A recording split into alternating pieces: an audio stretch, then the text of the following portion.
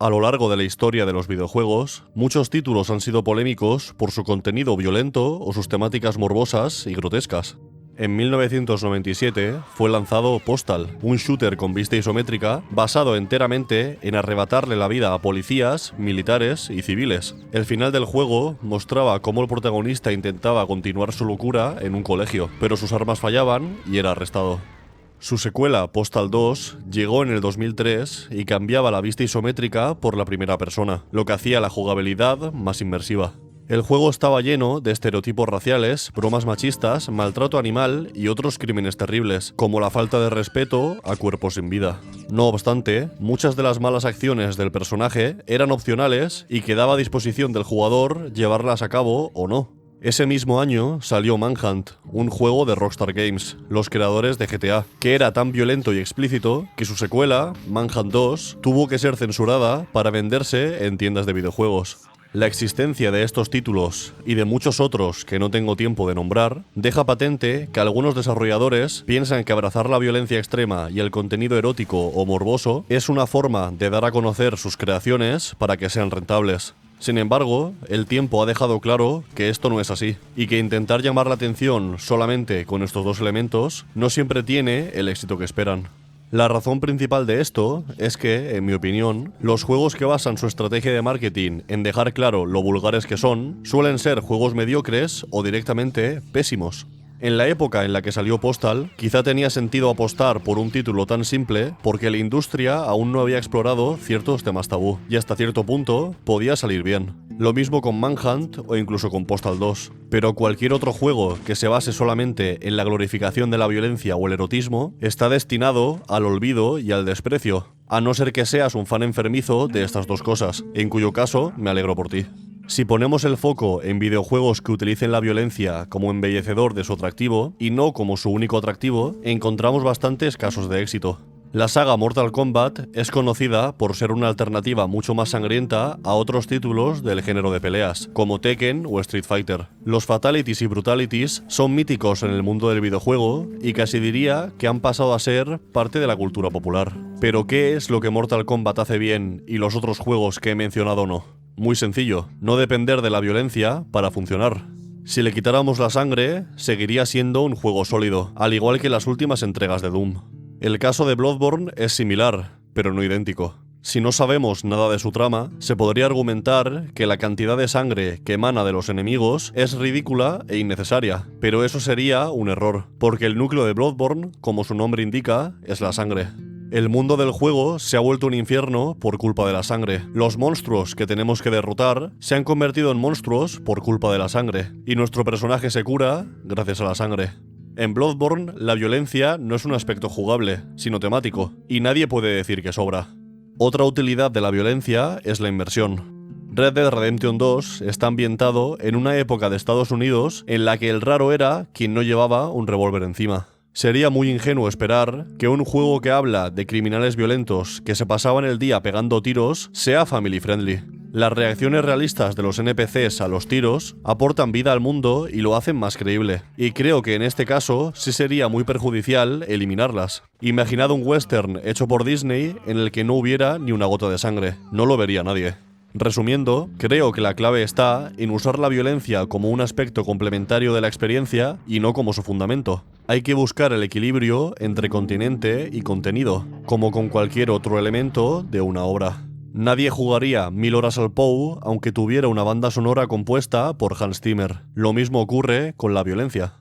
Sé lo que estás pensando. Me he metido en el vídeo porque en el título ponía Fear and Hunger y este tío me está hablando del PoE. Pues si has llegado hasta aquí y aún no has quitado el vídeo, te aseguro que todo lo que he dicho hasta ahora es importante. De todas formas, ahora voy a hablar de Fear and Hunger, así que no te vayas. Pero antes, déjame 30 segundos para que te explique qué es Sphenoid, el sponsor de este vídeo. Sphenoid es un juego de terror en primera persona basado en las escape rooms que se desarrolla en una prisión. Un prisionero conocido como el Brujo ha sido ejecutado en la silla eléctrica y todos los prisioneros han desaparecido, pero por algún motivo tú sigues aquí. Tendrás que resolver puzzles y buscar pistas que te ayuden a entender qué ha pasado realmente. Pero cuidado, porque no estás solo. Sphenoid será lanzado durante el tercer trimestre de este año, pero puedes añadirlo a tu lista de deseados entrando en el enlace de la descripción. Y ahora, volvamos con el vídeo. Antes de entrar en materia, quiero ser sincero y confesar que nunca me he pasado Fear and Hunger. Lo he empezado varias veces, pero por falta de tiempo he tenido que abandonarlo. También he visto unos cuantos vídeos sobre su historia y su jugabilidad, para informarme mejor y conocer los puntos de vista de las personas que saben mucho del juego. Lo bueno es que no haberlo terminado no influye en mi capacidad para hacer este vídeo, ya que esto no es un análisis de la historia o la jugabilidad de Fear and Hunger, sino de cómo ha conseguido convertirse en un fenómeno de internet a pesar de ser un indie oscuro y hostil sin ningún tipo de marketing. Porque a estas alturas, Fear and Hunger es más una leyenda que un videojuego. Si hacemos una pequeña búsqueda en YouTube, podemos ver que este juego es una forma muy fácil de conseguir visitas. A la gente le encanta ver a otras personas jugarlo y hablando de él. Con los shorts ocurre lo mismo. Miles de vídeos, millones de visitas. Tanto de su lore como de consejos para ayudarte a sobrevivir en las mazmorras. Pero ¿qué es lo que atrae tanto a la gente de este juego? Porque no me entendáis mal, pero no lo entiendo. Fear and Hunger está hecho con RPG Maker, es decir, su jugabilidad está limitada a los combates por turnos, un género que no es precisamente el más popular que existe. A no ser que se use un mod, se ve a 4/3, por lo que no ocupa toda la pantalla, como si fuera un juego de hace décadas, y los gráficos son píxeles e imágenes estáticas. De nuevo, no me entendáis mal. Si echáis un vistazo a mi canal, veréis que soy muy fan del ámbito indie y he disfrutado de decenas de juegos muchísimo peores que Fear and Hunger. Para mí, que se vea mal, entre muchas comillas, no es un problema. De hecho, el estilo pixel art me encanta. Lo que me sorprende es que viéndose así, haya logrado captar el interés de millones y millones de personas. Para que os hagáis una idea, teniendo en cuenta la cantidad de gente que ve los vídeos sobre el juego, seguro que hay fans acérrimos de Fortnite que se entretienen de vez en cuando viendo shorts de Fear and Hunger. Y eso es increíble. Hay que tener en cuenta, sin embargo, que el número de personas que se consideran fans de Fear and Hunger y el número de jugadores de Fear and Hunger es muy diferente. No tengo los datos exactos porque no puedo saber el número total de ventas del juego, pero en el momento en el que estoy escribiendo esto, hay 167 personas jugando y el récord máximo de jugadores es de 1031. Estos no son datos de un título jugado por millones de personas, evidentemente. O sea que aquí está ocurriendo algo. Recordemos que Fear and Hunger es un juego que basa su principal atractivo en su crueldad. Es muy fácil morir nada más empezar si tenemos mala suerte. Para guardar la partida hay que lanzar una moneda al aire y si elegimos el lado equivocado nos vemos obligados a pelear con un enemigo que si nos mata hará que perdamos nuestro progreso. Los enemigos pueden arrancarnos extremidades, causarnos hemorragias e infecciones y envenenarnos. Si tenemos mala suerte, nuestros ataques fallan. Si tenemos peor suerte, el enemigo nos matará de un solo golpe. Eso en la parte de la jugabilidad. En la parte temática, por decirlo de algún modo, algunos de los monstruos contra los que peleamos pueden hacernos cosas malas. Muchos de ellos tienen sus partes a la vista y las usan como arma, y tantas otras cosas que mejor no nombrar para evitar que YouTube me borre el vídeo. Con esto quiero decir que no es un juego para todo el mundo. No hay mucha gente a la que le guste sufrir. Por suerte o por desgracia, hay pocos sadomasoquistas en esta sociedad. Por eso Fear and Hunger es muy popular entre los espectadores, pero no tanto entre los jugadores. Es difícil encontrar a alguien con la paciencia suficiente como para afrontar la experiencia que ofrece Fear and Hunger, pero es fácil encontrar a alguien que sienta curiosidad por el juego o quiera ver a otros sufrir mientras lo juegan.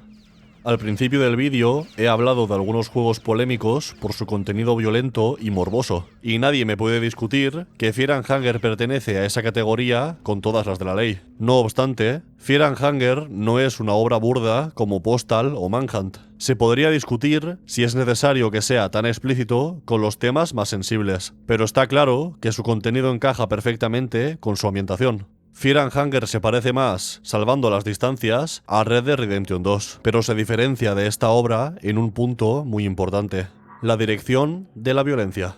Pongamos de ejemplo el género Souls. Su reclamo principal es su elevada dificultad y el reto que supone completarlos. Si Elden Ring fuera fácil, no sería Elden Ring. Si Sekiro Shadows Die Twice fuera fácil, no sería Sekiro Shadows Die Twice. De esta forma, estamos de acuerdo en que el atractivo de los Souls reside, sobre todo, en la violencia, entre comillas, que ejerce contra el jugador.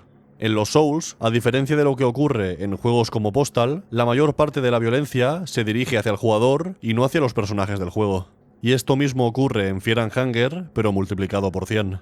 Sobre el papel, jugar a Fear and Hunger es algo tedioso, pesado y hasta aterrador, pero en la realidad hay mucha gente que lo disfruta.